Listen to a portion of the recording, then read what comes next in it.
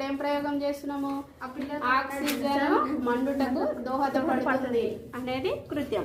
దీనికోసం కావలసినవి ఏమిటేమిటివి అంటే అది ఇక్కడ త్రిపాదికది సారదీపం వెలిగించి సారదీపం వెలిగించాలి. ఇది ఆబ్జెక్ట్ సారాదీపం కావాలి. ఒకటి పరీక్షణాళిక కావాలి. పరీక్షణాళికలో ఏం చేయాలి? ఏమేయాలి? Potassium permanganate.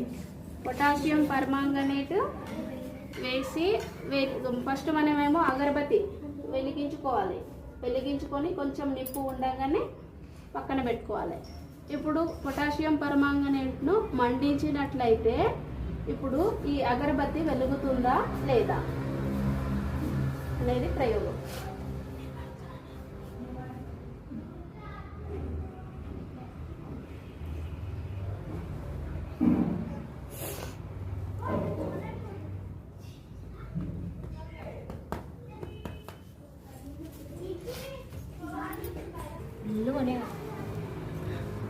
ఇప్పుడు చూడండి, ఇగో అగరబత్తి చూడండి, వెలిగిందా?